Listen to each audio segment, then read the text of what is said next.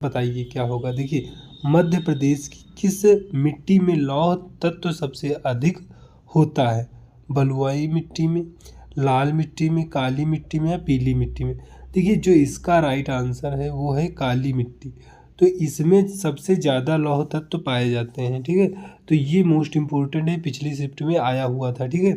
तो आप लोग इसे अच्छे से करके जाओ और यहाँ पर डिस्क्रिप्शन भी देख लो, जिससे कि उससे भी वो अगर नहीं पूछा तो इससे भी पूछ सकता है। देखिए, काली मिट्टी में रासायनिक रूप से चूना, लौह, मैग्नीशियम और एल्युमिनियम प्रचुर मात्रा में पाए जाते हैं, ठीक है। लोहा पूछ दिया, पता आपकी बार चूना पूछ दे, मैग्नीशियम पूछ दे या एल्युमिनियम पूछ सकता है। तो ये सारी चीज़ें देख लो, ये सारा आपको काली मिट्टी में मिलेगा, ठीक है। तो लाल मिट्टी में क्या मिलता है? में भी लौह तत्व, ठीक है, लाल मिट्टी में भी लौह तत्व पाए जाते हैं कि कुछ की उच्च मात्रा होती है जो इसके रंग के लिए जिम्मेदार है, ठीक है। इसका जो लौह तत्व होते हैं वो इसके रंग जो होता है इसका लाल मिट्टी का, उसके लिए जिम्मेदार होते हैं। हालांकि मध्य प्रदेश में काली मिट्टी में मुख्य रूप से पाई जाती है, सबसे ज़्यादा काली मिट्टी में पाई जाएगी, ठीक है।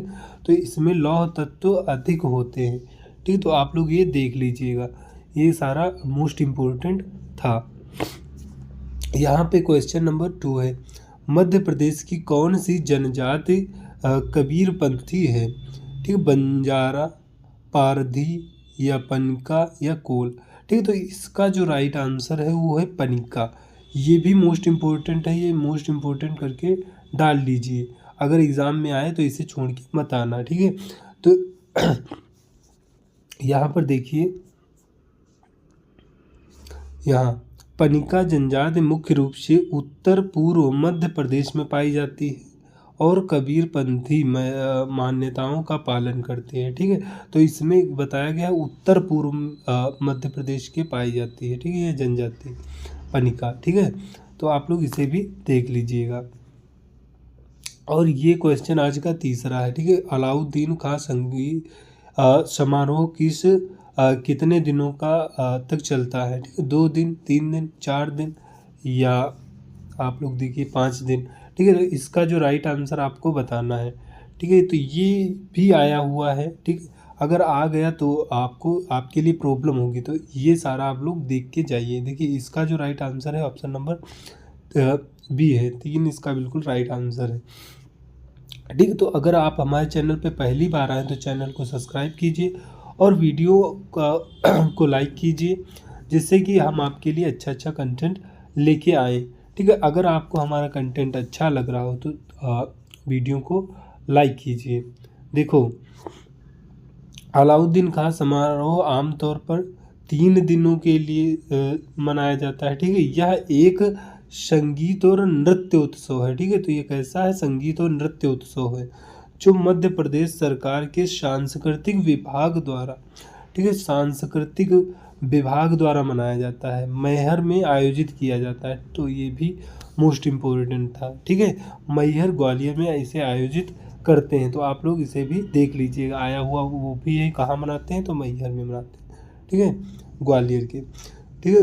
मध्य प्रदेश में पहली बार गैर कांग्रेसी सरकार किस वर्ष बनी थी? 1980, 1967, 1977, 1956, ठीक है। ये भी क्वेश्चन आया हुआ, ये सारे क्वेश्चन आपके आए हुए हैं, तो इन्हें अच्छे से देख के जाइए और इसका डिस्क्रिप्शन भी देख के जाइए। देखिए, 1977 इसका बिल्कुल राइट आंसर है, ठीक है। लगभग मोरारजी देसाई वाली यहाँ पे सरकार की शायद बात कर रहे हैं, ठीक है। तो देखिए, मध्य प्रदेश में पहली गैर सरकार कांग्रेसी सरकार 1977 में बनी थी, जब जनता पार्टी राज्य विधानसभा चुनाव जीती थी, ठीक है। तो जनता पार्टी वही मोरारजी देसाई थे, 1977 से 79 तक रहे थे, तो वही वाली यहाँ पे बात हो रही है, ठीक है। आप लोग उसे देख लीजिएगा। देखिए, हाइड्रोजन से निकल तक कौन सी धातु होती है? ठीक है, हाइड्रोजन से आवर्त सारणी में हाइड्रोजन से निकल तक कौन सी धातु मिलती है आपको? कोबाल्ट, मैग्नीशियम, आयरन, जिंक, ठीक है। ये जो है ये भी आया हुआ क्वेश्चन है, मोस्ट इम्पोर्टेंट करके फीड कर दीजिए, ठीक है। अगर आ गया तो आप ही कर पाएंगे और कोई करने के लिए मतलब अच्छे प्रकार से वो नहीं कर पाएगा। ठीक है, तो इसका जो राइट आंसर है वो क्या है, आयरन इसका बिल्कुल राइट आंसर है। हाइड्रोजन से निकल तक आयरन आपको मिलेगा। ठीक है, तो आप लोग इसे भी अच्छे से देख के जाइए। यहाँ पर देखिए, धातुओं की सक्रियता श्रेणी में तत्वों को उनकी अभिक्रियाशील के घटते क्रम में व्यवस्थित किया जाता है। इस श्रेणी में हाइड्रोजन और निकेल के बीच स्थित धातु आयरन है, जिसे हम Fe से डिनोट करते हैं, तो वो मिलती है आपको। ठीक है, हाइड्रोजन और आयरन के बीच में आपको निकेल मिले, सॉरी, हाइड्रोजन और निकेल के बीच में आपको आयरन मिलेगी। ठीक है, तो वो आप लोग देख लीजिएगा। इसका आप लोग राइट आंसर बताइए। देखिए, नर्मदा नदी की कौन सी खाड़ी में गिरती है। ठीक है, नर्मदा नदी की, यहाँ पे देखिए, नर्मदा नदी कौन सी खाड़ी में गिरती है, तो आपको बताना है बंगाल की खाड़ी, खंभात की खाड़ी, या काला सागर, या हिंद महासागर। ठीक है, तो आप लोग इसका राइट आंसर बताइए। देखिए, आप सभी लोग जानते हैं कि जो नर्मदा नदी है ये खंभात की खाड़ी में गिरती है, जिसे हम अरब सागर का एक हिस्सा इसे मान सकते हैं। ठीक है, तो उसमें ये गिरती है। यहाँ पे आप लोग देखिए, नर्मदा नदी से बहुत ज़्यादा क्वेश्चन आपको देखने को मिलेंगे, क्योंकि ये वहाँ की नदी मेन नदी है। ठीक है, तो ये आपको ध्यान रखना है। ठीक है, मध्य प्रदेश में अमरकंटक के वही अनूपपुर मैकाल श्रेणी से निकलती है। ठीक है, तो आप लोग ये भी देख लीजिए, ये भी पूछे जा चुके हैं क्वेश्चन, कहाँ से निकलती है। ठीक है, तो इसे भी आप लोग देख लीजिए। यह भारत की सबसे लंबी पश्चिम की ओर बहने वाली नदी है। ठीक है, तो ये सबसे लंबी है पश्चिम की ओर बहने वाली। ऐसे तो सबसे लंबी गंगा है, लेकिन ये पश्चिम की ओर बहने वाली सबसे बड़ी है। ठीक है, ऐसा अगर पूछे तो आप लोग इसे ही लगाना। ठीक है, एक दरार घाटी से, ठीक है, यहाँ पर देखिए, एक दरार घाटी से होकर बहती है। ठीक है, तो ये एस्चुरी का निर्माण करती है। ठीक है, तो वही बता रहा है। ठीक है, लगभग 1312 किलोमीटर, जिसे 815 मील। ठीक है, तो ये भी पूछा जा चुका है कितनी बहती है, तो 1312 बहती है। और मध्य प्रदेश में लगभग ये बहती है 1077 बहती है। ठीक है, तो ये भी आप लोग ध्यान दीजिए। ठीक है, ये भी पूछा जा चुका है, ये भी, तो इससे ज़्यादा क्वेश्चन आपको मिले हैं उसमें। ठीक है, तो ये सारे क्वेश्चन इसके देख लीजिए। की यात्रा के बाद यह भरूच गुजरात के पास वही खंभात की खाड़ी में गिर जाती है। ठीक है, जिसे कैम्बे की खाड़ी। ठीक है, अगर ये आपको खंभात की खाड़ी ना देख के कैम्बे की खाड़ी दे दे, तब भी आपका यही राइट आंसर होगा। के माध्यम से अरब सागर में गिरती है। ठीक है, तो ये अरब सागर भी दे सकता है, ये देगा, ये देगा, ये भी देगा, तब भी एक ही राइट आंसर होगा। ठीक, तो आप लोग इसे देख लीजिए। और ये सतपुड़ा और विंध्य के बीच में बहती है, ये भी आप लोग ध्यान दीजिए, ये भी पूछा जा चुका है। ठीक है, इसका राइट आप लोग आंसर बताइए। देखिए, निम्न में से किस वर्ष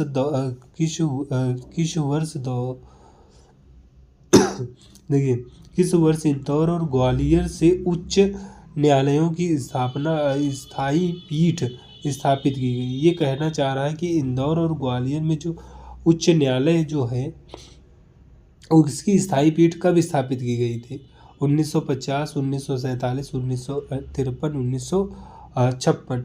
तो इसका जो राइट आंसर है 1956, इसका बिल्कुल राइट आंसर है। इंदौर और ग्वालियर में जो सुप्रीम कोर्ट की जो स्थायी वो बनाई गई है पीठ, वो आपको 1956 में मिलेगी। ठीक है, मध्य प्रदेश के उच्च न्यायालय की पीठ आपको पता है कि जबलपुर में है। ठीक है, मतलब उस मध्य प्रदेश का उच्च न्यायालय कहाँ है, तो जबलपुर में है। ठीक है, लेकिन इसकी जो पीठें हैं वो आपको इंदौर ग्वालियर में मिलेंगी। ठीक है, वो भी 1 नवंबर 1956 में स्थापित की गई थी स्थायी रूप से। को मध्य प्रदेश के उच्च न्यायालय के दो स्थायी पीठों को का गठन किया गया था, एक इंदौर में और दूसरी ग्वालियर। ठीक है, ये वाला मोस्ट इम्पोर्टेंट है। ठीक है, तो ये सारा आप देख के जाइए। बाद में 28 नवंबर 1968 को एक राष्ट्रपति अधिसूचना द्वारा इन अस्थायी पीठों को स्थायी पीठों में परिवर्तित किया गया था। किसके, राष्ट्रपति के एक अधिसूचना थी, उसके द्वारा ये किया गया था, वो भी 1968। ठीक है, तो ये भी आप लोग देख के जाइए। और देखिए यहाँ पे हालांकि अस्थायी पीठों का गठन 1956 में ही हो गया था, लेकिन उन्हें 1968 में क्या किया गया था कि स्थायी बना दिया गया था। ठीक है, तो ये भी आप लोग ध्यान दीजिए।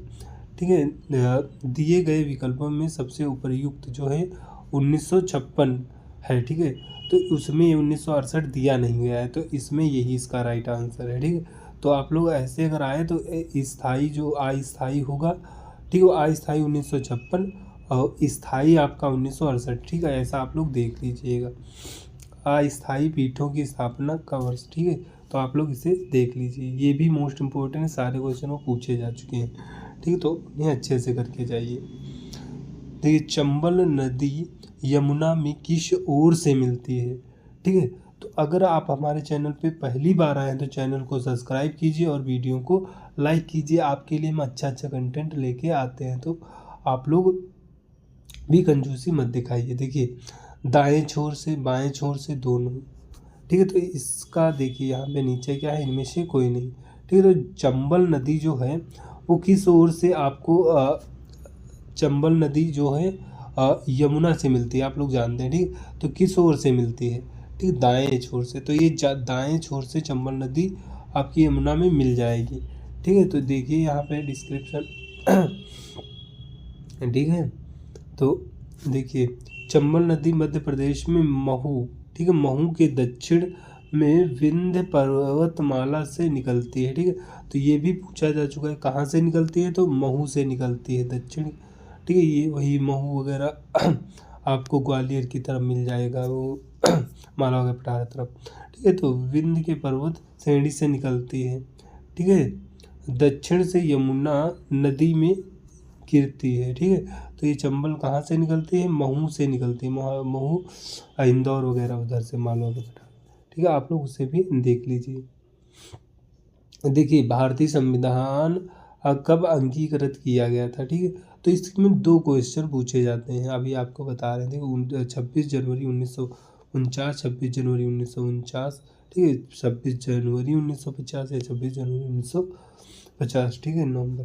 ठीक है, तो आप लोग इसका राइट आंसर बता देखिए। अंगीकृत यानी स्वीकार कब किया गया था, ये पूछ रहा है।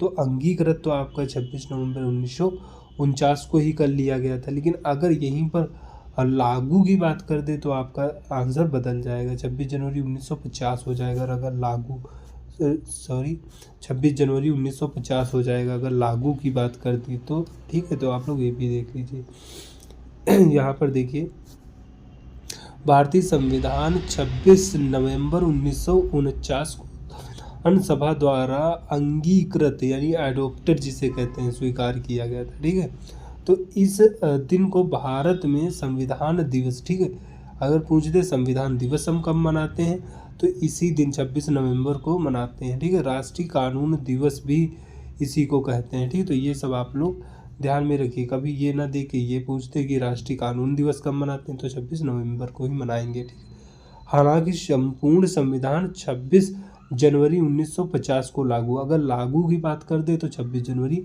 1950 होगा, जिसे भारत में गणतंत्र दिवस के रूप में मनाते हैं। ठीक है, 26 जनवरी को हम लोग गणतंत्र दिवस के रूप में मनाते हैं। ठीक, तो ये क्वेश्चन सारे क्वेश्चन पूछे जा चुके हैं। ठीक है, 26 जनवरी ये तो बहुत बार पूछा गया है कब स्वीकार किया गया था, तो ये वाला आप लोग देख के जाइए क्योंकि बहुत बार ही पूछा जा चुका है एग्जाम में।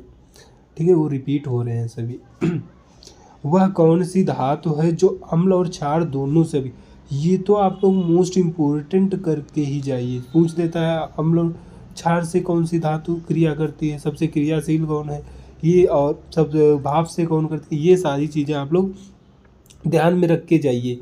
ठीक है, आपसे पूछ लेगा भाप से कौन क्रिया करती है, तो आयरन वगैरह करती हैं। ठीक है, तो ये आप लोग ध्यान में रखिए, सबसे ज़्यादा पोटेशियम मैग्नीशियम क्रियाशील होती हैं। ठीक, ये सारी आप लोग, ये सारे क्वेश्चन रिपीट हो चुके हैं। ठीक है, तो इनको अच्छे से करके जाइए, पोटेशियम, आयरन, जिंक या सोडियम। ठीक है, तो देखिए अम्ल और क्षार दोनों से धातु जो होगी वो जिंक, वो क्रिया कराएगी। ठीक है, तो ये वाला आप लोग ध्यान में रख के जाइए।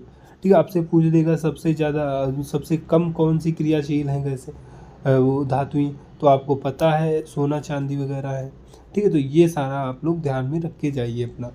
ठीक है, जिंक एक उभयधर्मी धातु है जिसका अर्थ है, ठीक है। जिंक कौन सी है ये भी पूछ देगा, जिंक कैसी धातु है तो उभयधर्मी धातु है।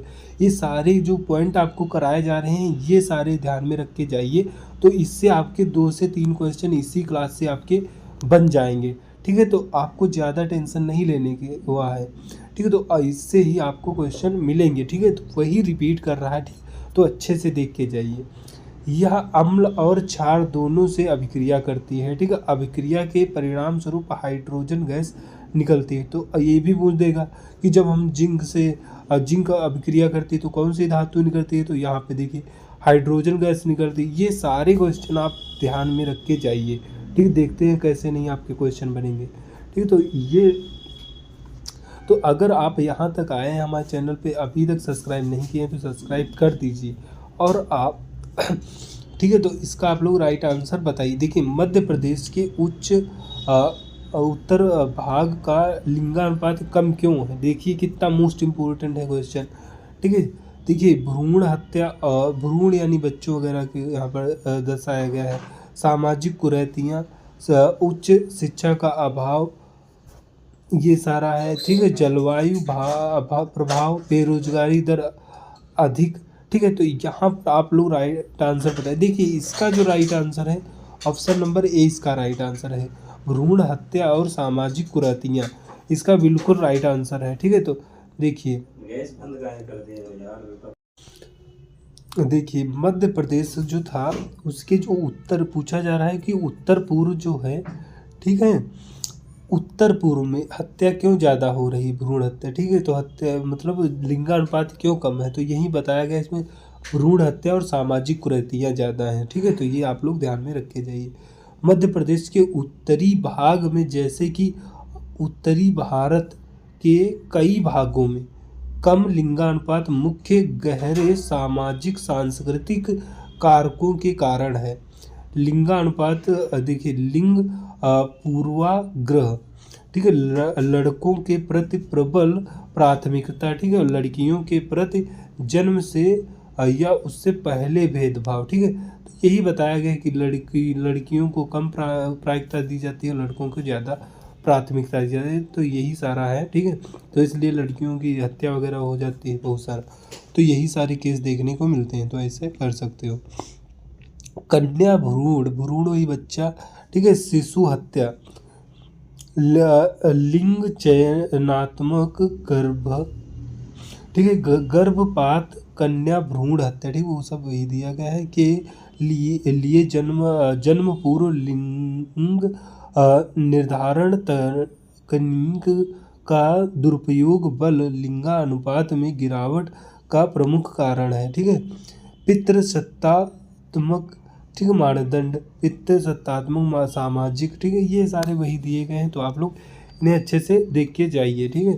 तो मेन पॉइंट यही था कि वहाँ पे भ्रूण हत्या वगैरह ज़्यादा होती है, तो यही लिंगानुपात कम कर रहा है। ऐसी संरचनाएं जहाँ वंश और उत्तराधिकार अक्सर पुरुष वंश के माध्यम से चलते हैं भी इन भेदभावपूर्ण प्राथमिकताओं को मजबूत करती है, ठीक है। तो यही बताया गया है कि उधर सत्ता पुरुषों की ज़्यादा चलती है, ठीक है, तो वो उधर तभी और वही भेदभाव ज़्यादा करते हैं, ठीक है, तो उन्हीं की प्राथमिकता होती है, ठीक है। तो इससे भी हत्या होती है।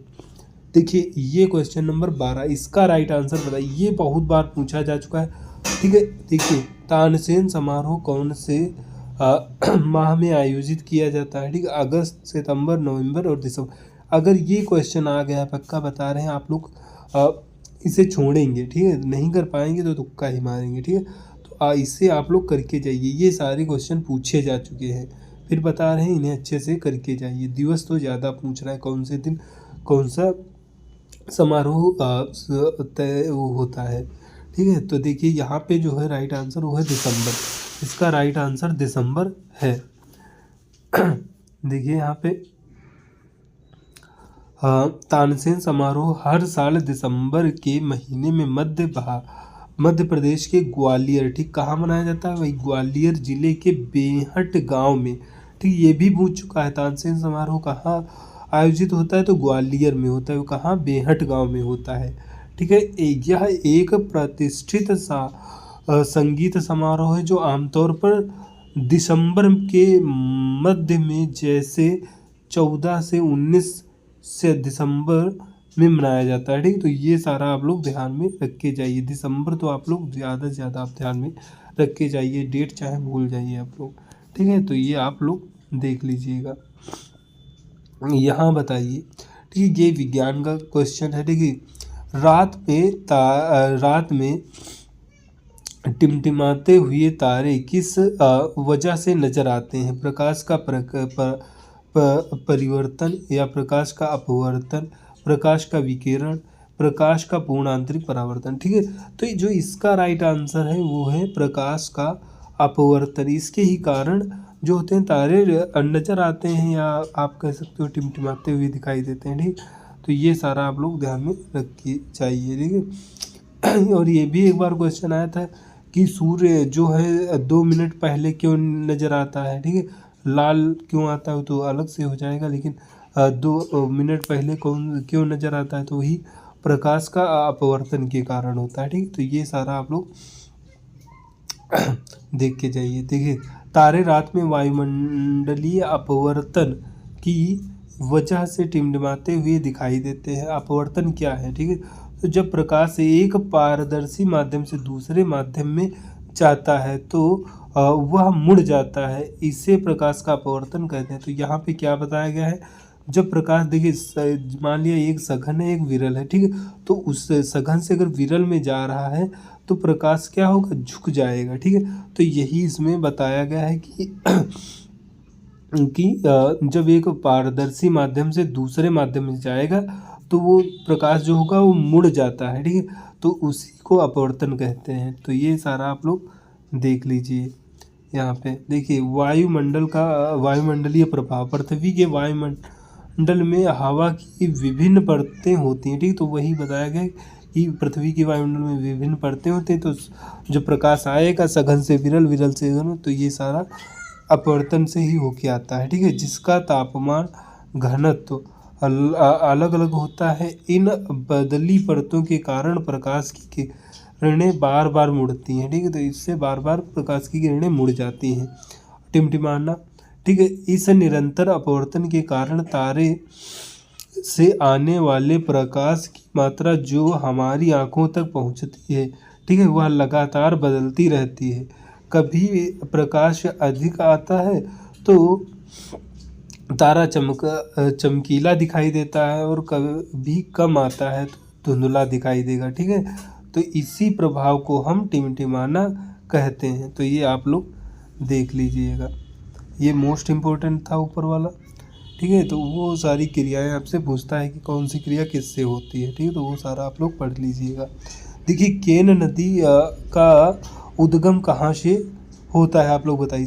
सतपुड़ा श्रेणी, पैकाल श्रेणी, कैमूर, महादेव श्रेणी। ठीक है, तो आप सभी लोग जानते हैं जो केन नदी है आपके मैकाल श्रेणी से आपको मिलेगी। ठीक है, तो ये कहाँ से निकलती है सॉरी, ये आपकी है जो ये कैमूर श्रेणी से आपकी निकलती है। ठीक है, तो ये कैमूर श्रेणी से आपकी निकलती है।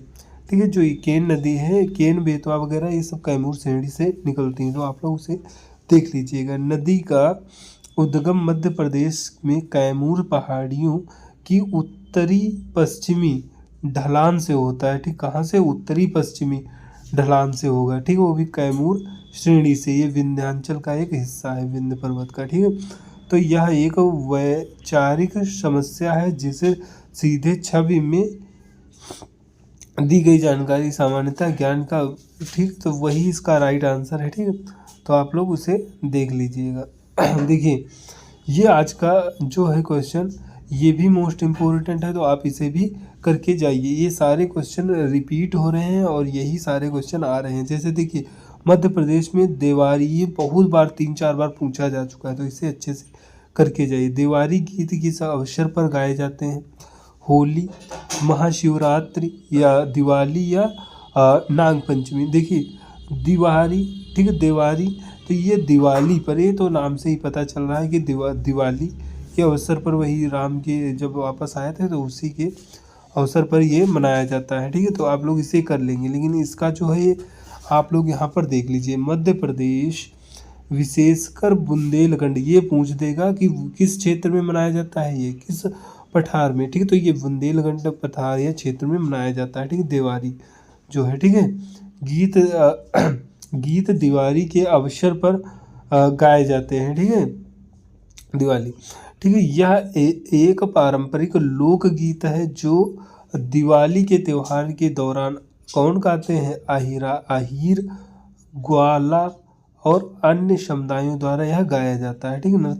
नृत्य के साथ प्रस्तुत किया जाता है। हीरा चमकदार क्यों दिखाई देता है, ठीक है, रमन प्रभाव के कारण, पूर्ण आंतरिक परासरण या ऊष्मा विकिरण के द्वारा।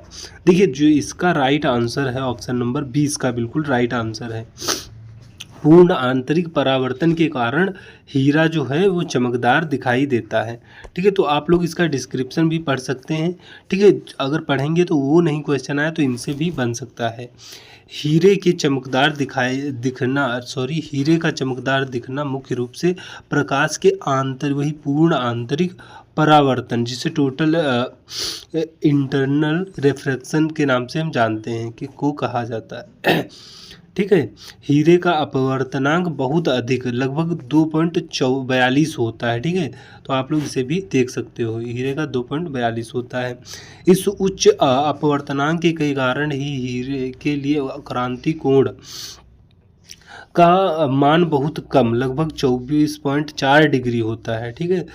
जब प्रकाश हीरे में प्रवेश करता है तो अंदर की सतहों से बाहर इस क्रांति कोण से अधिक कोण पर टकराता है, ठीक है। क्रांति कोण वही 90 डिग्री वाला जिसे हम एंगल बनाता है, ठीक है।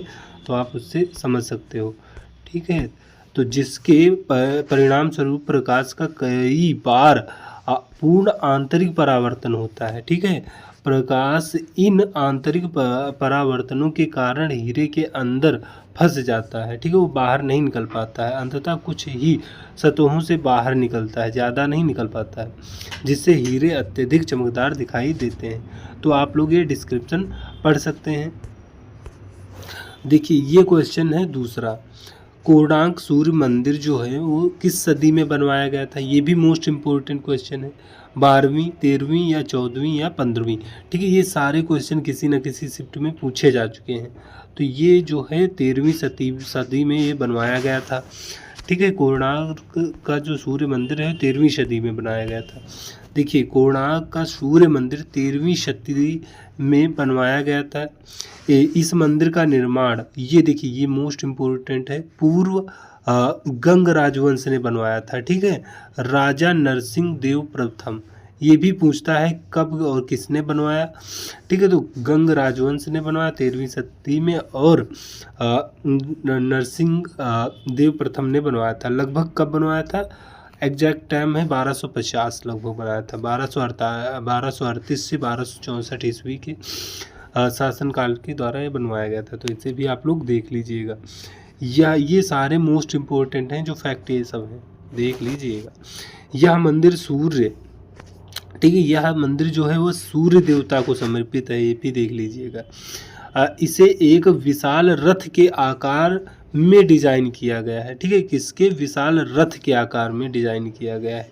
इसकी वास्तुकला कलिंग शैली का एक उत्कृष्ट उदाहरण है। किसकी है, कलिंग शैली की उत्कृष्ट उदाहरण है, देख लीजिएगा। इसे 1984 में यूनेस्को विश्व धरोहर में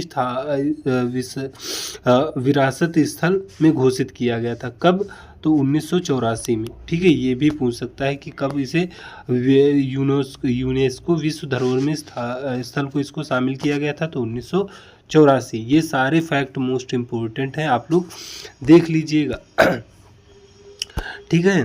तो यहाँ पर देखिए अब लोग हम पढ़ रहे हैं अगले क्वेश्चन की ओर। यहाँ पर थोड़ी मिस्टेक हो गई है, आप देखिए क्वेश्चन नंबर 3, इसका आप लोग आंसर कीजिए। ये सारे मोस्ट इम्पोर्टेंट हैं। मध्य प्रदेश राज्य निर्वाचन आयोग का अस्तित्व में आया था, ठीक है। तो 1 फरवरी 1994, 10 जनवरी 1990, 15 फरवरी 1994, 2 जनवरी 1955। तो आप लोग इसका राइट आंसर बताइए, कब आया था मध्य प्रदेश राज्य पुनर्गठन आयोग, राज्य निर्वाचन आयोग, ठीक है। तो ये आया था 1 फरवरी 1994 में आया था ये, ठीक है, 1 फरवरी 1994। ये भी क्वेश्चन बहुत बार पूछा जा चुका है, ठीक है, तो आप लोग इसे भी देख लीजिएगा। यहाँ देखिए, मध्य प्रदेश राज्य निर्वाचन आयोग 1 फरवरी 1994 को अस्तित्व में आया था। 73वें और 74वें जो 73वें पंचायत और 74वें नगर पालिका से संबंधित है, आप लोग जानते होंगे, ये भी पूछ सकता है। संवैधानिक संशोधन अधिनियम 1992 के परिणाम स्वरूप 1992 में हुआ था, इसमें जोड़े गए थे, ठीक है, जिसने भारत में पंचायत 73 है, राज्य संस्थाओं और शहरी स्थानीय निकायों, ये 74 है, ठीक है, के लिए स्वतंत्र और निष्पक्ष चुनाव सुनिश्चित करने के हेतु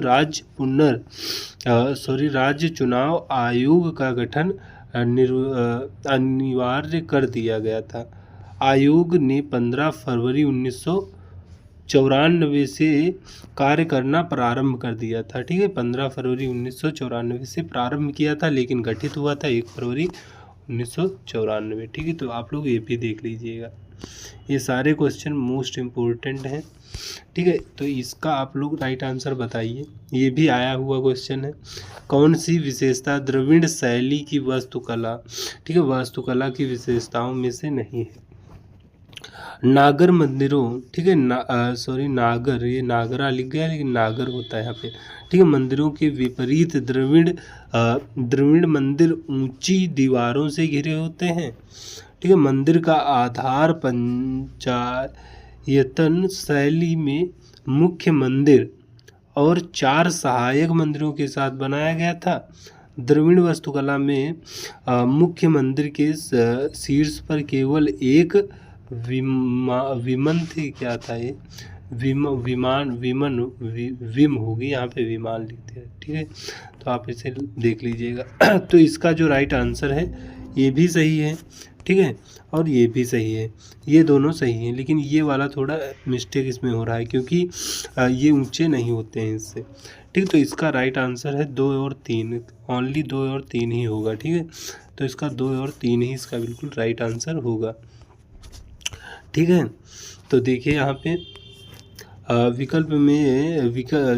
विकल्पों पर विचार करते हुए कथन वही 2 और 3 दोनों में उन विशेषताओं का वर्णन किया गया है जो विशेष रूप से, ठीक है, ये वही तुमको बताया गया है कि ये दोनों सही हैं, तो आप लोग से देख लीजिएगा। तो यहाँ पर देखिए क्वेश्चन नंबर 5 आ चुका है।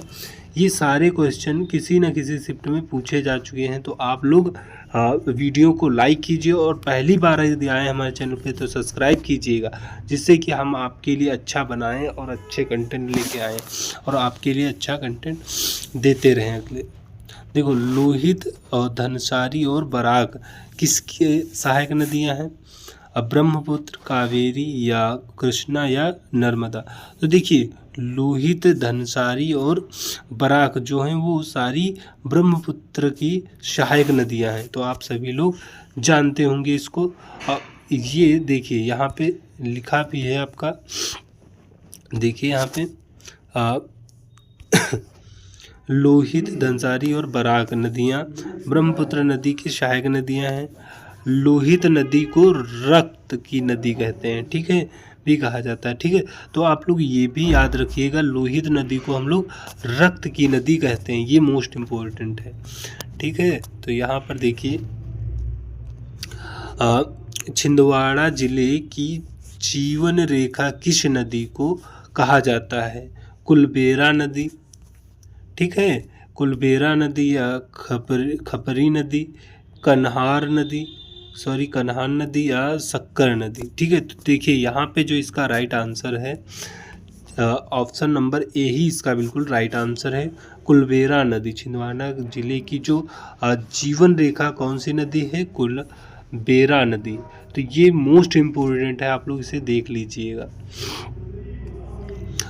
कुलबेरा नदी उमरेठ से शुरू होती है, ठीक है, और छिंदवाड़ा और मोहखेड़ से होकर बहती है, जहाँ यह पेंच नदी से मिलती है, ठीक है, पेंच नदी से मिल जाती जाके, ठीक है। इसे छिंदवाड़ा जिले की जीवन रेखा के नाम से जाना जाता है। ये क्वेश्चन आया हुआ है, तो आप लोग इसे करके जाइएगा अच्छे से, कुछ भी छोड़िएगा मत, ठीक है। तो देखिए, रामगढ़ की किस रानी ने अंग्रेजों के विरुद्ध लड़ाई लड़ी थी, ठीक है। तो रानी अवंतीबाई, रानी दुर्गाबाई, रानी लक्ष्मीबाई, उदा देवी। तो देखिए, इसका जो राइट आंसर है ऑप्शन नंबर ए, इसका बिल्कुल राइट आंसर है। रानी अवंतीबाई जो थी, इन्होंने रामगढ़ से नेतृत्व किया था 1857 की क्रांति का। तो यहाँ पे दिया गया है, देखो, रानी अवंतीबाई, देखिए यहाँ पर दिया गया है रानी अवंतीबाई लोधी मध्य प्रदेश के रामगढ़ की शासिका थी, जिन्होंने 1857 के विद्रोह के दौरान अंग्रेजों के खिलाफ लड़ाई लड़ी थी। जब अंग्रेजों ने उनके पिता, ठीक है, सॉरी, उनके यहाँ पे पति है, ठीक है, पति राजा विक्रमजीत सिंह, इनके पति थे राजा विक्रमजीत सिंह को शासन के लिए अयोग्य घोषित कर दिया गया था, ठीक है। इनको हटा दिया गया था कि शासन अच्छे से नहीं चला रहे हैं, कोर्ट ऑफ वॉर्स के तहत, ठीक है। राज्य का प्रशासन अपने हाथ से लेने का प्रयास किया। तब अवंतीबाई ने इस लड़ाई का विरोध किया था, ठीक है। तो ये मोस्ट इम्पोर्टेंट है। उन्होंने 4000 सैनिकों की एक सेना खड़ी की और मंडला के पास खेरी गांव में अंग्रेजों को हराया। हालांकि जब अंग्रेजों ने अतिरिक्त बलों के साथ फिर से हमला किया, तो उन्होंने गुरिल्ला युद्ध, ठीक है, गुरिल्ला युद्ध का सहारा लिया था। हार निश्चित होने पर उन्होंने अंग्रेजों के हाथों, ठीक है, पकड़े जाने के बजाय 20 मार्च 1858 को खुद को अपनी तलवार से मार दिया था, ठीक है। कब मारा था? 20 मार्च 1858 में। तो ये भी मोस्ट इम्पोर्टेंट है। देखिए, मध्य प्रदेश की राजकीय मछली है, ये तो आप लोग जानते होंगे, ग्रीन क्रोमाइड, महाशीर या मुरल या मांगुर, ठीक, जिसे हम लोग मंगूर कहते हैं, ठीक, मांगुर, ठीक। तो इसका जो राइट आंसर है ऑप्शन नंबर बी, महाशीर, इसका बिल्कुल राइट आंसर है। ये मध्य प्रदेश की राजकीय मछली है, ठीक है। मध्य प्रदेश की राजकीय मछली कौन है? महाशीर है, ठीक है। तो जिसे हम लोग टाइगर फिश के नाम से भी जानते हैं, या नदी का बाघ भी इसे हम कहते हैं। इसे देखिए 2011 में राज्य मछली का दर्जा दिया गया था, ठीक है। तो ये भी आपसे पूछ सकता है कब दिया गया था, तो 2011 में इसे दिया गया था, ठीक है। तो अगली बार ये भी पूछ सकता है आपसे, तो इसे भी अच्छे से करके जाइए आप लोग। देखिए, अगर आप हमारे चैनल पे पहली बार आए हैं तो चैनल को सब्सक्राइब कीजिएगा। देखिए, यहाँ पे ये सारे क्वेश्चन आपके मोस्ट इम्पोर्टेंट है। हर जो क्वेश्चन आए हुए हैं वो सारे शिफ्ट के क्वेश्चन ही लाए गए हैं यहाँ पे, ठीक है। देखिए, किस लोकप्रिय गायक का जन्म इंदौर में हुआ था, ठीक है। किशोर कुमार, लता मंगेशकर, ज्योतिराव मिश्र या पुनीत शर्मा, ठीक है। तो इसका जो राइट आंसर है लता मंगेशकर, ठीक है। इनका इंदौर में जन्म हुआ था, लता मंगेशकर का, ठीक है। तो देखिए यहाँ पे लता मंगेशकर का जन्म कब हुआ था? 28 सितंबर 1929 को इंदौर के मध्य प्रदेश में हुआ था, और वह भारतीय फिल्म उद्योग में सबसे लोकप्रिय पार्श्व गायिकाओं में से एक बनी। नंबर 1, किशोर कुमार, जो किशोर कुमार थे, इनको देखिए, किशोर कुमार का जन्म खंडवा मध्य प्रदेश में हुआ था, इंदौर में नहीं हुआ था, ठीक है। किशोर कुमार थे, इनका जन्म खंडवा में हुआ था। तो इनसे ये भी पूछ सकता है खंडवा में किसका जन्म हुआ था, तो किशोर कुमार का, ठीक है। तो ये सारे मोस्ट इम्पोर्टेंट फैक्ट हैं, आप लोग देख लीजिएगा। प्रतिवर्ती क्रिया, ये विज्ञान से संबंधित है। किससे नियंत्रित होती है? मस्तिष्क से संबंधित है। तो ये अच्छे से आप लोग करके जाइएगा, पूछता है बहुत ज़्यादा, ठीक। तो ये जो है मेरुरज्जु से संबंधित है, ठीक है, प्रतिवर्ती क्रिया, ठीक है। जैसे पैर किसी पे पड़ जाना, हट जाना, ये सब प्रतिवर्ती क्रियाएं होती हैं, ठीक है। प्रतिवर्ती क्रिया केंद्रीय तंत्रिका तंत्र, जिसे नर्वस सिस्टम कहते हैं, द्वारा नियंत्रित होती है और विशेष रूप से ये मेरुरज्जु के नियंत्रण में होती है। ठीक है, ये कौन नियंत्रित इसे करता है? मेरुरज्जु प्रतिवर्ती क्रिया। ठीक है, तो यह एक अनैच्छिक और तात्कालिक प्रक्रिया है। ठीक है, क्रिया है। ठीक है, अनैच्छिक है, बिना चाहे।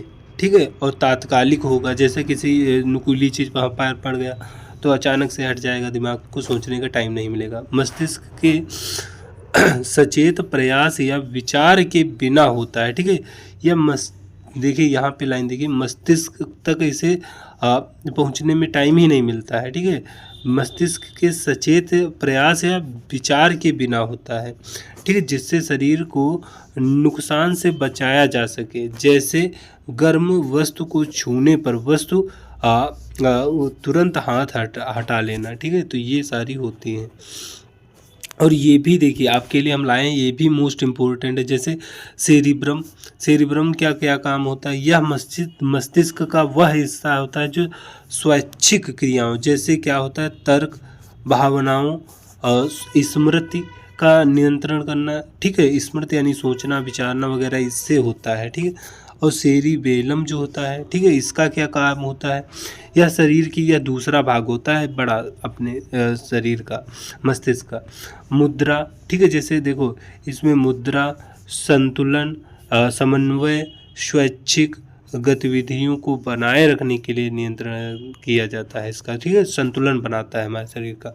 जैसे हम ज़्यादा शराब पियेंगे तो हमारा सेरिबेलम खराब हो जाएगा। मेडुला क्या काम करता है? या अनैच्छिक कार्यों जैसे हृदय की गति, श्वास, ठीक है, हृदय की गति, श्वास, और यहाँ पे दिया गया है रक्तचाप को नियंत्रित करता है मेडुला। ठीक है, मेडुला ऑब्लांगेटा। ठीक है, तो आप लोग इसे भी देख लीजिएगा, मोस्ट इम्पोर्टेंट है। क्वेश्चन नंबर 11 आ चुका है। अभी हाल ही में मध्य प्रदेश के किस जिले में PM मित्र पार्क का शिलान्यास किया गया है? ठीक है, शहडोल, भोपाल, कहाँ किया गया है? देखिए धार या इंदौर। ठीक, तो इसका राइट आंसर है धार। इसका बिल्कुल राइट आंसर है धार। देखिए यहाँ पे प्रधानमंत्री नरेंद्र मोदी ने हाल ही में 17 सितंबर 2025 को मध्य प्रदेश के धार, ठीक है, धार जिले के भैंसोल, ठीक, कौन से भैंसोल गांव में भारत के पहले PM mega integrate textile reason and apparel, PM मित्र जिसे कहते हैं, पार्क की, ठीक, शॉर्टकट में इसे हम PM मित्र कहते हैं, पार्क की आधारशिला रखी है। यह पार्क कितना लगभग 2158 एकड़ में फैला हुआ है। ठीक है, और इसका उद्देश्य कताई, बुनाई, रंगाई, छपाई और परिधान नियंत्रण को एक ही स्थान पर एकीकृत करना है। ठीक है, तो इसे भी आप लोग देख सकते हैं। ये सारे क्वेश्चन प्रीवियस शिफ्टों में पूछे जा चुके हैं। मध्य प्रदेश को हृदय प्रदेश की संज्ञा किसने दी है? ठीक है, तो गांधी जी ने, पंडित जवाहरलाल नेहरू ने, अटल बिहारी वाजपेयी ने, ठीक है, या पंडित रवि शुक्ल ने। ठीक है, रविशंकर वही थे, शुक्ल उनका। तो इसका जो राइट आंसर है, पंडित जवाहरलाल नेहरू ने हृदय प्रदेश की संज्ञा दी है अपने मध्य प्रदेश को। ठीक है, तो भारत के प्रथम प्रधानमंत्री, पहले प्रधानमंत्री थे पंडित जवाहरलाल नेहरू। ठीक है, इन्होंने ही मध्य प्रदेश को हृदय प्रदेश की संज्ञा दी थी, क्योंकि भारत के भौगोलिक, ये देखो भौगोलिक केंद्र में स्थित है, भौगोलिक केंद्र में स्थित है इसलिए। लेकिन क्वेश्चन ये पूछा गया था एग्जाम में कि हृदय प्रदेश हम लोग क्यों कहते हैं? ठीक है, तो देखिए क्योंकि ये क्वेश्चन आया था, क्योंकि यह भारत के भौगोलिक केंद्र में स्थित है, यही इसका बिल्कुल राइट आंसर होता। ठीक है, मध्य प्रदेश को हृदय प्रदेश इसलिए कहा जाता है क्योंकि यह भारत देश के ठीक बीच में या केंद्र के केंद्रीय भाग में स्थित है। ठीक है, भौगोलिक स्थिति इसे भारत का दिल बना देती है। ठीक है, तो आप लोग ऐसे भी देख सकते हो इसे, यही क्वेश्चन आया था इसमें। देखिए ये क्वेश्चन 13 आ चुका है। हाइड्रोजन किन समूहों से समानता रखता है? वही समूह 4, समूह 15, 1 और 17, 3 और 16 वगैरह। आप लोग बताइए 2 और 18। तो इसका जो राइट आंसर है, देखो हाइड्रोजन तो आप सभी जानते हैं पहले समूह से संबंधित है, पहला और 17 इसका बिल्कुल राइट आंसर है। ठीक है, पहला और 17 हाइड्रोजन उसी में आपको मिलेगा। ठीक है, तो हाइड्रोजन समूह 1 यानी क्षारीय धातु, समूह 17 हैलोजन समूह जो होता है। ठीक है, दोनों के तत्वों के साथ समानता रखता है। समूह 1 के साथ समानता, हाइड्रोजन के बाहरी कोश में एक ही इलेक्ट्रॉन होते हैं, ठीक उसी तरह जैसे एक के तत्वों के पास होता है। ठीक है, जैसे एक के तत्वों के पास होता है, यह एक इलेक्ट्रॉन खोकर H+ आयन बना सकता है। क्षार धातुओं के M+ आयनों के समान होते हैं। ठीक, तो आप लोग से भी देख सकते हो। समूह 17 के साथ समानता, हाइड्रोजन को एक इलेक्ट्रॉन की आवश्यकता होती है ताकि यह अपने सबसे नज़दीकी उत्कृष्ट गैस यानी हीलियम के इलेक्ट्रॉन विन्यास को प्राप्त कर सके, ठीक उसी तरह जैसे हैलोजन तत्वों को एक इलेक्ट्रॉन की आवश्यकता होती है। ठीक है, यह संयोजक बंध बनाता है। ठीक है, संयोजक बंध बनाता है और द्विपरमाणविक अणु H2 के रूप में मौजूद होता है और हैलोजन के समान होता है। ठीक, तो आप लोग इसे देखिएगा। ठीक, चांदी को रसोई घर में रखने पर चांदी किस से अभिक्रिया करेगी? हवा में मौजूद ऑक्सीजन युक्त गैस से, या हवा में मौजूद मैग्नीशियम युक्त गैस से, हवा में युक्त सल्फर युक्त गैस में, हवा में मौजूद कार्बन युक्त गैस में। तो चांदी जो होती है वो अधिक क्रियाशील नहीं होती, फिलहाल ये सल्फर युक्त से गैस से ये अभिक्रिया कर लेती है। ठीक है, तो चांदी ये ज़्यादा नहीं अभिक्रियाशील होती है, कम होती है। ठीक है, तो जब चांदी को हवा के संपर्क में रखा जाता है तो यह हवा से मौजूद सल्फर यौगिक मुख्य रूप से हाइड्रोजन सल्फर H2S गैस के साथ अभिक्रिया करती है। ठीक, तो वही मोस्ट है कि सल्फर युक्त गैसों से यह कर लेती है अभिक्रिया। इस अभिक्रिया के कारण चांदी की सतह पर सिल्वर सल्फाइड की एक काली परत बन जाती है जिसे चांदी का धूमिल होना कहलाता है। ठीक है, तो आप लोग इसे भी देख लीजिएगा। यहाँ पर देखिए यह अभिक्रिया रसोई घर में अधिक तीव्र हो सकती है क्योंकि कुछ खाद्य पदार्थों जैसे अंडे और प्याज में सल्फर यौगिक होते हैं। हाइड्रोजन सल्फर जो गैस छोड़ सकते हैं। ऑक्सीजन भी, तो किसमें सबसे ज़्यादा सल्फर हो सकते हैं? अंडे और प्याज में। ठीक है, तो ऑक्सीजन भी, ठीक, ऑक्सीजन देखिए, ऑक्सीजन भी इस प्रक्रिया में शामिल होती है लेकिन मुख्य कारण सल्फर होता है। ऑक्सीजन भी होता है लेकिन उतना नहीं होता है। ठीक है, काला रंग प्रदान करता है। देखिए ये क्वेश्चन आज का लास्ट क्वेश्चन है। ठीक है, इसके बाद हम लोग क्लास समाप्त कर देंगे। तो ये सारे क्वेश्चन आपके लिए हम लाए हैं। तो इससे आपको 2 से 3 क्वेश्चन या आपको इससे क्वेश्चन आपको मिल जाएंगे यदि आप डिस्क्रिप्शन और क्वेश्चन अच्छे से अगर पढ़ के जाएंगे। ठीक है, तो भारत में पहली रेल कब चलाई गई थी? 1850, 1851, 52। तो आप लोग इसका राइट आंसर बताइए। ठीक है, तो ये सारे क्वेश्चन आपके लिए मोस्ट इम्पोर्टेंट है, सारे शिफ्टों में पूछे जा चुके हैं। ठीक है, तो ये 1853 में रेल चलाई गई थी सबसे पहले। ठीक है, तो आप लोग इन्हें अच्छे से करके जाइएगा। जैसे देखिए भारत में पहली रेलगाड़ी 16 अप्रैल, अभी दे दिया आपको पता है 1853 में, लेकिन 16 अप्रैल डेट दे दी गई, तब क्या करोगे? ठीक, तो आप लोग डेट भी पढ़ के जाइए। ठीक है, यह ट्रेन तात्कालिक कहाँ से चली थी? जिसे हम लोग बम्बई कहते थे तब, अब के ज़माने में हम मुंबई कहते हैं। ठीक है, कि बोरी बंदर, ठीक, कहाँ से? बोरी बंदर से ठाणे के बीच चली थी। ठीक है, वो भी कितनी चली थी? 34 किलोमीटर की दूरी इसने तय की थी। तो ये सारे फैक्ट मोस्ट इम्पोर्टेंट, कहाँ से? मुंबई से ठाणे चली थी। ठीक है, बोरी बंदर वही। ठीक है, मुंबई के बोरी बंदर से ठाणे के बीच चली थी और 34 किलोमीटर और 16 फरवरी 1853 में चली थी। इस ऐतिहासिक यात्रा में लगभग 400 यात्रियों ने 14 डिब्बों में सफ़र किया था। कितने डिब्बे थे? 14 और 400 यात्रियों लगभग थे सफ़र करने वाले। ठीक, ट्रेन को साहिब सुल्तान और सिंध नामक 3 भाप इंजनों द्वारा खींचा गया था। कौन कौन से थे? एक सुल्तान था, एक साहिब था, ठीक है, और सिंध था। ये 3 डिब्बे थे। ठीक, वो थी भाप की ट्रेन। ठीक, तो आप लोग ऐसे इसे देख सकते हो। इस घटना को 21 तोपों की सलामी के साथ चिन्हित किया गया था और इसने भारतीय रेल के इतिहास की शुरुआत की थी। ठीक है, तो आप लोग ये मोस्ट इम्पोर्टेंट है, लास्ट वाला क्वेश्चन था। आप लोग इनको अगर करके जा रहे हैं तो 2 से 3 क्वेश्चन आपको यहाँ से देखने को इसमें से क्लास से मिल जाएंगे। ठीक है, तो अच्छे से देखिए और तैयार करके क्वेश्चन लेके जाइए। देखिए, छत्तीसगढ़ मध्य प्रदेश के किस दिशा में स्थित है? ठीक है, ये मोस्ट इम्पोर्टेंट क्वेश्चन है। उत्तर, दक्षिण पूर्व या दक्षिण या उत्तर पश्चिम। ठीक, तो इसका जो राइट आंसर है ऑप्शन नंबर 20 का बिल्कुल राइट आंसर है। दक्षिण पूर्व में ये छत्तीसगढ़ स्थित है मध्य प्रदेश के। ठीक है, तो आप सभी लोग इसे जानते होंगे। ठीक है, तो आप लोग यहाँ देखिए, इसका जो देखिए मेन बात तो ये है। ठीक, वो क्वेश्चन तो पूछा गया है, लेकिन इसका डिस्क्रिप्शन आप अगर करके जा रहे हैं, ठीक है, तो इससे आपके क्वेश्चन फंस सकते हैं। तो ये अच्छे से देखिए।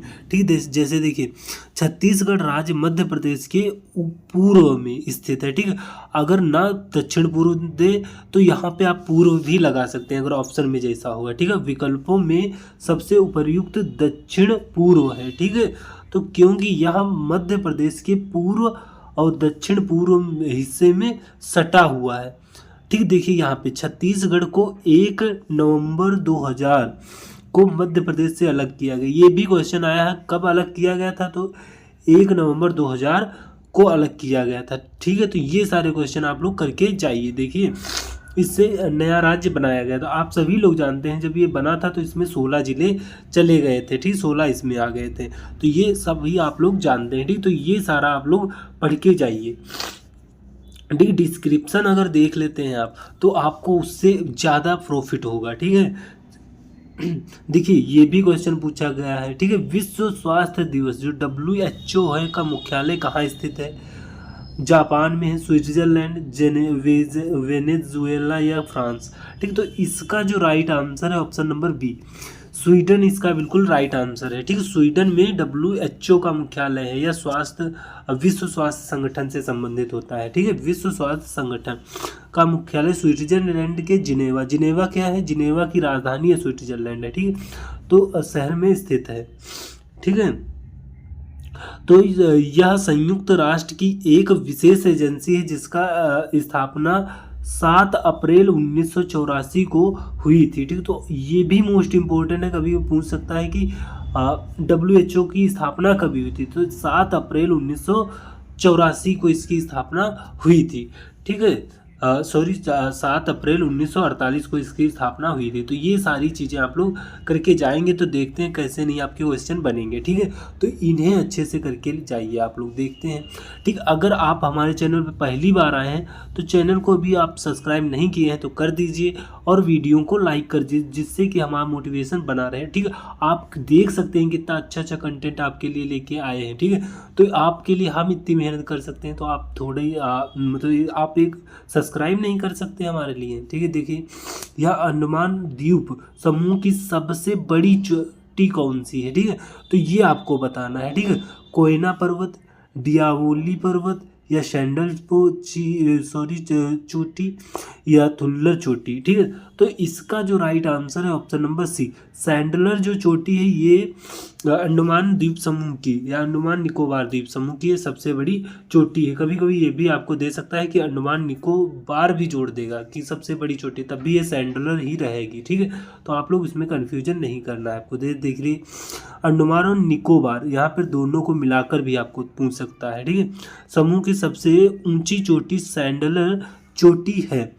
यह उत्तरी अंडमान द्वीप पर स्थित है। ठीक है, ये भी पूछ सकता है अंडमान की किस द्वीप पर स्थित है, तो ये किस तरफ, तो उत्तरी अंडमान द्वीप पर यह स्थित है। इसकी ऊंचाई लगभग 732, ठीक है 732, या अगर फीट में देखा जाए तो 2402 फीट है, लेकिन ये आपको 732 मीटर आपसे पूछेगा, फीट में आपसे नहीं पूछेगा। ठीक है, तो ये सारी चीज़ें आपको ध्यान में रख के जाना है। ठीक है, तो ये सारे क्वेश्चन आपके लिए मोस्ट इम्पोर्टेंट है, तो अच्छे से इन्हें करके जाइए।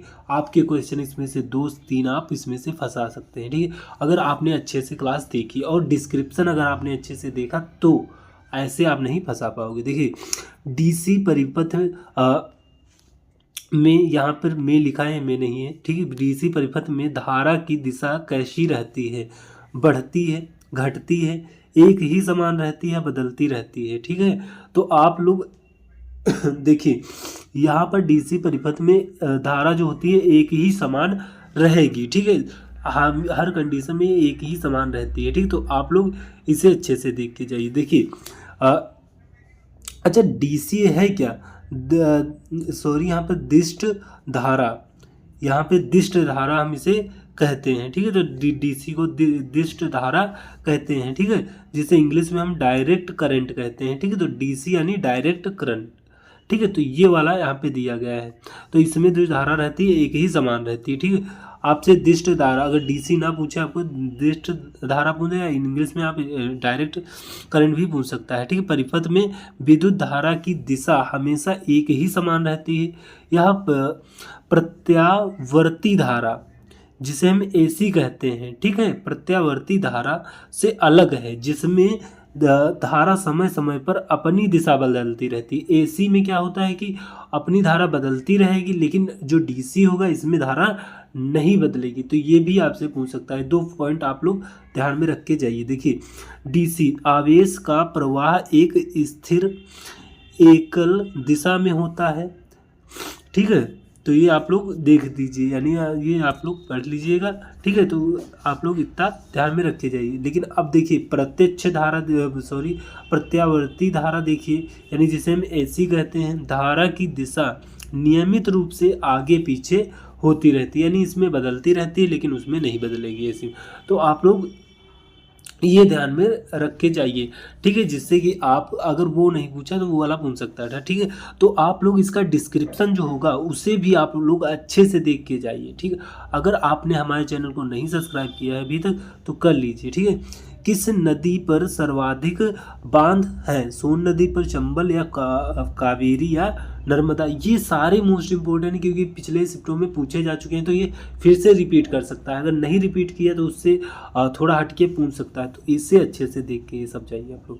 देखिए यहाँ अगर ऑप्शन में देखें तो इसमें सबसे ज़्यादा आपके नर्मदा नदी पर बांध मिलेंगे। ठीक है, अगर नर्मदा भी नहीं होती तो आपको चंबल लगाना होता। ठीक है, अगर सब आप जानते हैं गंगा नदी पर सबसे, भारत की अगर बात करता है तो गंगा नदी होती है। ठीक, तो ये सारी चीज़ें आपको ध्यान में रख के जाना है। ठीक, नर्मदा नदी पर कई प्रमुख बांध परियोजना है। जैसे देखिए ये भी नर्मदा नदी है, ये मोस्ट इम्पोर्टेंट है क्योंकि मध्य प्रदेश की अच्छी खासी और ये सबसे बड़ी है, इसलिए इससे ज़्यादा क्वेश्चन मिलते हैं, अच्छे खासे इससे क्वेश्चन मिल जाते हैं। ठीक, तो इसके जो बांध हैं इससे भी क्वेश्चन पूछे जा रहे हैं, और इसके जो बांधों की कितने ऊंचे हैं और कितनी बिजली बनाते हैं, ये सारी चीज़ें तो आप लोग अच्छे से करके जाइए। देखिए इसमें ये भी पूछ चुका है बहुत बार कि नर्मदा नदी पर कौन कौन से बांध हैं। जैसे देखिए सरदार सरोवर बांध है, ठीक है, इंदिरा सागर बांध है, ओंकारेश्वर बांध है, बरगी बांध है, महेश्वर बांध है। ठीक, तो ये सारे जो बांध हैं, ओंकारेश्वर भी पूछ चुका, बरगी भी पूछ चुका, तो ये इंदिरा सागर भी पूछ चुका। तो ये सारी चीज़ें आप लोग करके जाइए। ठीक है, तो ये सारी चीज़ें आप लोग देख लीजिएगा। ठीक है, तो ये सारे क्वेश्चन आपके लिए मोस्ट इंपॉर्टेंट है, अभी हम बता रहे हैं, तो इन्हें अच्छे से करके जाइए और लास्ट तक आप देखेंगे तो आपको मज़ा ही आ जाएगा क्लास में। देख 2 से 3 क्वेश्चन आप इसमें से बना के जा सकते हैं अगर आप एक क्लास लेते हैं। ठीक, अगर आप अगर पहली बार आए हैं तो हमारी पिछली भी क्लास आप देख सकते हैं। ठीक है, तो उससे भी आपके क्वेश्चन बन सकते हैं। ठीक है, इंदौर धार, ठीक है, ये क्या था, बाघ प्रिंट मध्य प्रदेश की किस राज्य में प्रचलित है। जो बाघ प्रिंट है इससे बहुत सारे क्वेश्चन बनते हैं। ठीक है, तो ये कौन से जिले में प्रचलित है, देखिए इंदौर में, धार में, या भोपाल या नर्मदापुरम। ठीक है, तो देखिए इसका जो राइट आंसर है वो है आपका धार। धार में जो ये बाघ प्रिंट है ये ज़्यादा प्रचलित है। ठीक है, तो आप लोग धार जिले में इसे देख सकते हैं। ठीक है, देखिए यहाँ पे बाघ प्रिंट के नाम से जानी जाने वाली पारंपरिक हस्त ब्लॉक प्रिंटिंग, ठीक है, एक स्वदेशी हस्तकला है जिसकी उत्पत्ति और विकास मुख्यतः मध्य प्रदेश के धार जिले से हुआ है। ठीक है, धार जिले में स्थित छोटे आदिवासी कस्बे गांव घाट बाग में हुआ है। ठीक है, गांव बाग में हुआ है। ठीक है, तो इस शिल्प और गांव का नाम, ठीक है, इस शिल्प और गांव का नाम पास ही बघनी नदी के नाम पर रखा गया है। ठीक है, तो यहाँ पे क्या क्यों ये पड़ा है नाम, क्योंकि बघनी नदी यहीं पास है। ठीक है, तो इसीलिए इसका नाम इसमें पड़ा है। ठीक है, धार बाघ प्रिंट। ठीक है, जो प्राकृतिक रंगाई प्रक्रिया के लिए आवश्यक जल प्रदान करती है। यह शिल्प इस क्षेत्र का एक भौगोलिक रूप से चिन्हित उत्पाद है। ठीक है, तो आप लोग देखिए इसमें क्या पूछ सकता है कि जो बाघ प्रिंट है इसका नाम किस पे पड़ा है, तो किस कारण से पड़ा है, तो बघनी नदी है उसके लिए उसके नाम पर पड़ा है। ये कहाँ है, धार में। ठीक है, ये सारे जो ये फैक्ट हैं, ठीक है, इनको आप लोग अच्छे से देख के जाइए। ठीक है, आपके क्वेश्चन बनेंगे। ठीक है, इंद्रधनुष में सबसे ऊपरी रंग कौन सा होता है। ठीक है, इंद्रधनुष वाला प्रिज्म से जो रंग गुजारे जाते हैं इससे ज़्यादा क्वेश्चन आपको मिलेंगे। ठीक है, किसकी तरंग दैर्घ्य ज़्यादा है, किसकी कम है, ये सारे क्वेश्चन आपको बहुत ज़्यादा मिलते हैं। ठीक है, तो इन्हें अच्छे से करके जाइए। ठीक है, ठीक है, बैंगनी लाल सबसे ऊपर इंद्रधनुष में कौन सा रंग होता है, गुलाबी पीला। ठीक है, तो इसमें जो आपका राइट आंसर है, देखिए इसमें क्या होता है कि लाल सबसे ऊपर होता है। इसकी तरंग दैर्घ्य अगर पूछ दे लाल रंग की तो सबसे ज़्यादा होगी, सबसे कम किसकी होगी, बैंगनी रंग की। ठीक है, सबसे निचला रंग पूछ दे सबसे नीचे इंद्रधनुष में किसका रंग कौन होता है, तो बैंगनी होता है। ठीक है, ये सारे फैक्ट आप लोग अच्छे से करके जाइए। ठीक है, तो यहाँ पर आप लोग देखिए प्राथमिक इंद्रधनुष। ठीक है, ये भी पूछ चुका है, प्राथमिक रंग इंद्रधनुष है ये किसके कारण बनता है, या जो द्वितीयक इंद्रधनुष है ये इसका जो रंग होता है फीका क्यों दिखता है। ये सारे क्वेश्चन आप लोग अच्छे से करके जाइए। ठीक है, ये सारे क्वेश्चन एमपी पुलिस में पूछे जा चुके हैं, तो आप लोग अच्छे से करके जाइए। ठीक है, रंगों का क्रम हमेशा एक ही होता है। ठीक है, लाल, नारंगी, पीला, हरा, नीला और आसमानी और बैंगनी। ठीक है, ये 7 रंग जो आपके पास ये दिए गए हैं यही आपको इंद्रधनुष में 7 रंग मिलेंगे। ठीक है, तो इनका क्रम पूछ सकता है कि कैसे कौन है, कौन ऊपर आएगा कौन नीचे आएगा। ठीक है, तो ये देखिए यहाँ पे ये जो 7 रंग दिए हैं, ठीक है, देखिए यहाँ पे इसका जो होगा लाल रंग का तरंग दैर्घ्य सबसे ज़्यादा होगा। ठीक है, और बैंगनी का सबसे कम तरंग दैर्घ्य होगा, यही अपोजिट कर दो। लाल बैंगनी रंग का जो होगा, ठीक है, तरंग दैर्घ्य सबसे कम होगा। ठीक है, यही अपोजिट आपको करना है। जैसे लाल रंग अगर दे दे, ठीक है, तो आपसे पूछे कि जब हम प्रिज्म से गुजारते हैं इसे तो सबसे ज़्यादा क्या कहते हैं वो, सॉरी इसे, ठीक है, यही आपको करना है। ये आपको क्रम दिए गए हैं, थोड़ा निकल गया दिमाग से, लेकिन आपसे ये वाले फैक्ट पूछता है। लेकिन अभी हमने पीछे नाम लिया था लेकिन थोड़ा निकल गया। ठीक, तो आएगा याद तो हम लोग उस पर डिस्कस करेंगे। बट देखिए यहाँ पे लाल रंग की तरंग दैर्घ्य सबसे लंबी होती है, यही बताया गया। ठीक है, लाल रंग की तरंग दैर्घ्य जो होती है वो सबसे लंबी होती है। ठीक है, जिसके कारण यह सबसे कम मुड़ता है और इंद्रधनुष के सबसे ऊपरी या बाहरी किनारे पर दिखाई देता है। बैंगनी रंग, इसकी तरंग दैर्घ्य सबसे छोटी होती है। ठीक है, तो इसकी तरंग दैर्घ्य सबसे छोटी होती है। और ये भी क्वेश्चन आया है कि हम लोग रेड लाइट यूज करते हैं, इसमें लाल रंग ही क्यों यूज करते हैं, क्योंकि इसकी तरंग दैर्घ्य सबसे ज़्यादा होती है। ठीक, तो ये सारे फैक्ट आपको ध्यान में रखना है, जिसके कारण यह सबसे अधिक मुड़ता है और इंद्रधनुष के सबसे निचले या भीतरी किनारे पर दिखाई देता है। ठीक है, तो ये सारी इंद्रधनुष से ज़्यादा क्वेश्चन आता है। ठीक है, तो ये सारा आप लोग करके जाइए तो आपसे क्वेश्चन आराम से बनेंगे। ठीक है, देखिए निम्न में से कौन सा ग्रह सूर्य के सबसे निकट है, मंगल, बुध। ठीक है, तो देखिए शुक्र या बृहस्पति। आप सभी लोग जानते होंगे, ठीक है, कि बुध जो है सबसे पहला ग्रह है, इस पर कोई वायुमंडल ही नहीं है और ये 88 दिनों में ही सूर्य का परिक्रमा कर दिया सबसे कम समय में। ठीक है, ये सारी चीज़ें आप लोग जानते ही होंगे, इसमें हमें बताने की कोई ज़रूरत है नहीं। ठीक है, बुध जिसे मरकरी कहते हैं हमारे सौरमंडल का सबसे, और ये सबसे छोटा ग्रह भी है और सूर्य के सबसे निकट है। ठीक है, सूर्य, ये सारे फैक्ट मोस्ट इम्पोर्टेंट है। सूर्य से बढ़ती दूरी के क्रम में ग्रहों का क्रम इस प्रकार, ठीक है, बढ़ते यानी छोटे से बड़े अगर करें तो देखिए सबसे पहले आपको बुध मिलेगा, फिर शुक्र आएगा, फिर पृथ्वी आएगी अपनी, फिर मंगल आएगा। ठीक है, तो ये वाले जो होते हैं, इधर वाले ये सब पार्थिव ग्रह होंगे और इधर वाले जोवियन ग्रह होंगे। ठीक है, तो आप लोग इसे भी करके जाइए, जैसे बृहस्पति, शनि, यूरेनस और फिर नेपच्यून। ठीक है, ये सारे पार्थिव होंगे। ठीक है, सॉरी, ये वाले सारे पार्थिव होंगे, ये जोवियन होंगे। क्यों होंगे ये पार्थिव? क्योंकि ये ठोस ग्रह, कभी कभी ये पूछता है कि ठोस ग्रह कौन कौन से हैं, तो ये वाले सारे हमारे जो पार्थिव होंगे ये सारे ठोस ग्रह होंगे। जोवियन ये ठोस नहीं होंगे क्योंकि ये गैस से बने होते हैं। ठीक, तो ये ठोस नहीं होंगे, ये धूल कण मिट्टी से बने होते हैं क्योंकि ये सूर्य के पास हैं, इनकी गैस वगैरह इसने नहीं खींची है, तो ये ठोस आपके सूर्य ने खींच लिए, तो ये ठोस होंगे। ठीक है, ये पार्थिव। ठीक है, और ये जो चारों होंगे ये आपके जोवियन होंगे क्योंकि इनकी ये सारे गैस से बने हुए हैं। ठीक, क्योंकि सूर्य इनसे दूर है इसलिए इसने इनकी गैस वगैरह नहीं खींची है, सॉरी हाँ, गैस नहीं खींच पाया है। ठीक है, इनकी गैस धूलकण वगैरह बहुत सारे खींच लिए हैं इसलिए ठोस कहलाते हैं। ठीक, पार्थिव। ठीक, ये वाला भी क्वेश्चन मोस्ट इम्पोर्टेंट था। तो आप लोग ये सारे क्वेश्चन हैं, ये सारे रिपीटेड हैं। ठीक है, तो आप लोग अच्छे से करके जाइए और लास्ट तक बने रहिएगा, आपको 2 से 3 क्वेश्चन इसमें से पक्का मिलेंगे। ठीक है, अगर आप हमारे चैनल पर पहली बार आए, बस आप लोग हमारे चैनल को सब्सक्राइब कर दीजिए, हमसे जुड़ जाइए। आप देखेंगे कि आप कितना अच्छा स्कोर कर पाएंगे। ये क्लास ख़त्म होगी तो आप कहेंगे वाह मज़ा आ गया क्लास करते हुए। ठीक है, देखिए धोती बांध किस नदी पर स्थित है? सोन नदी पर, ताप्ती नदी पर, वेन गंगा नदी पर या बेतवा नदी पर?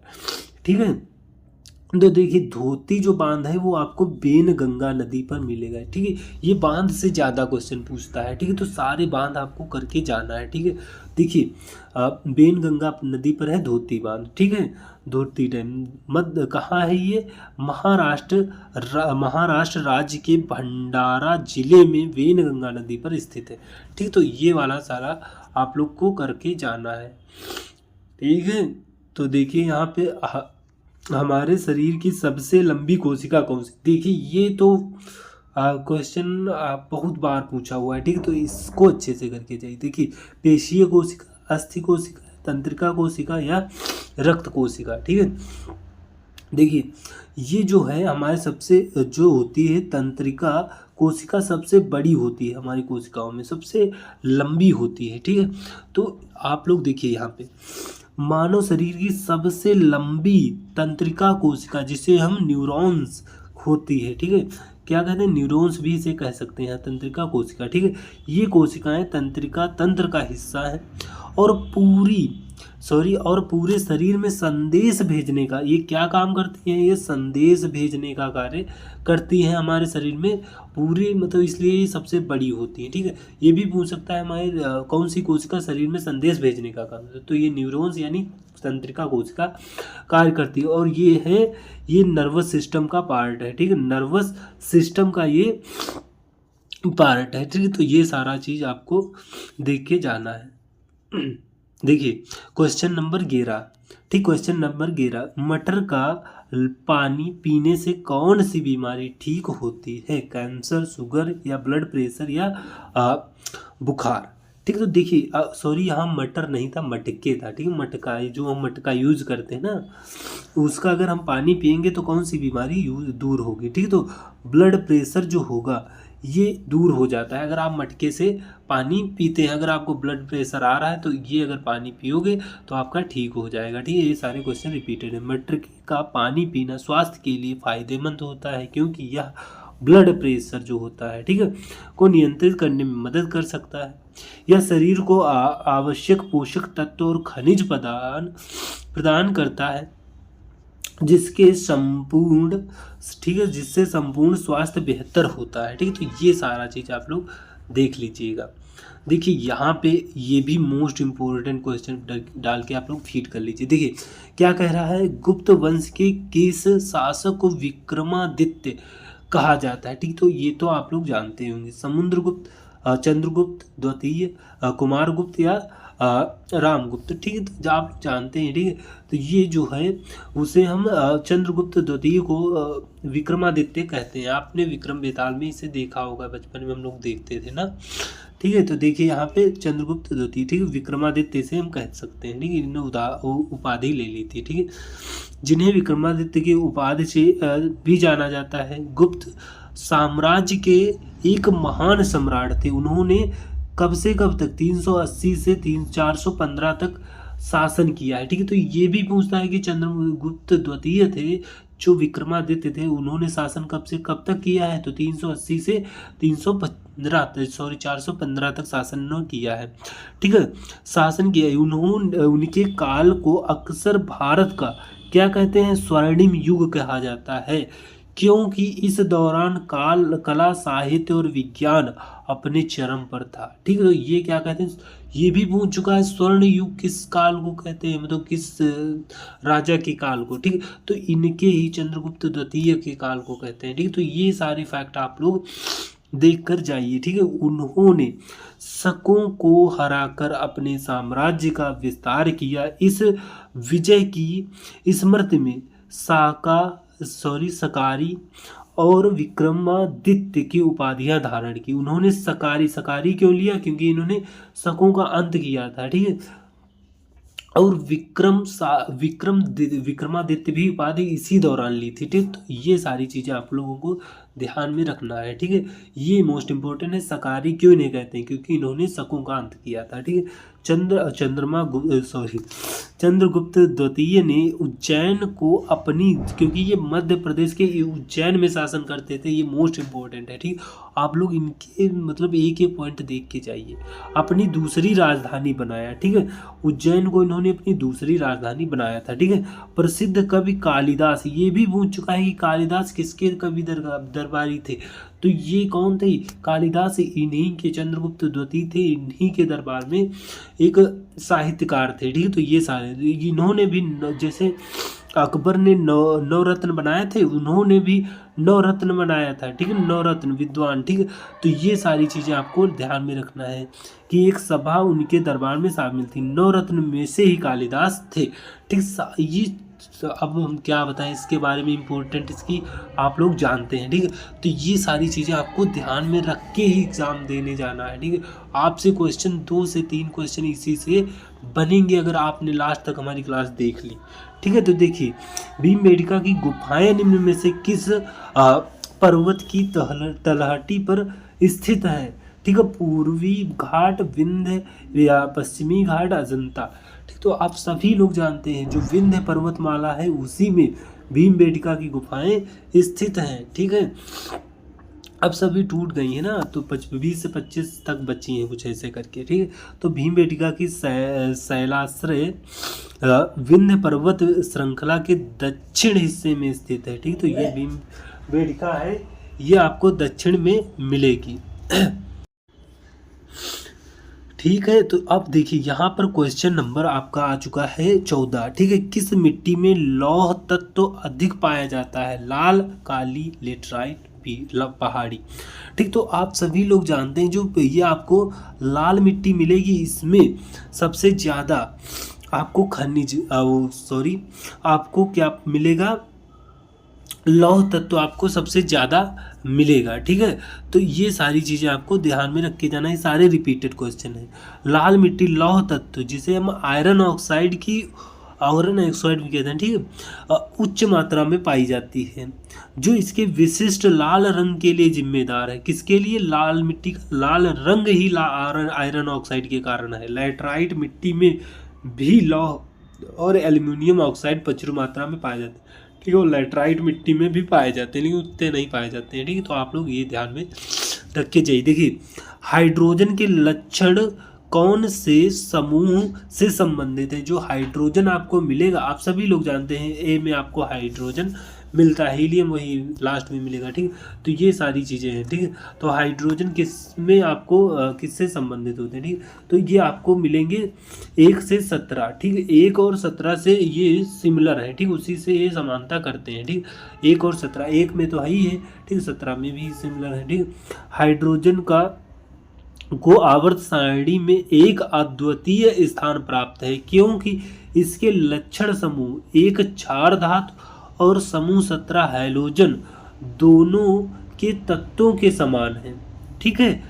17वां हैलोजन है और पहला क्षार धातु है, तभी इसीलिए ये समान माने जाते हैं, ठीक है। एक समूह एक के समानता, ठीक है। एक में क्या बताया गया है, देखिए एक समूह एक से अगर समानता करें तो हाइड्रोजन का इलेक्ट्रॉनिक विन्यास समूह एक के तत्वों के समान होता है, इसीलिए इसे आवर्त सारणी में एक के ऊपर रखा जाता है। समूह 17 से कैसे समानता है इसकी, हाइड्रोजन हैलोजन की तरह संयोजी अबंध बनाता है, ठीक। संयोजी क्या बनाता है, संयोजी अबंध बनाता है। अभी पूछ सकता है कि जो हाइड्रोजन है 17 से कैसे सिमिलर है, तो ये संयोजी अबंध बनाता है हाइड्रोजन की तरह, ठीक है। तो इसीलिए यह एक भी एक के ऊपर होता है, ठीक।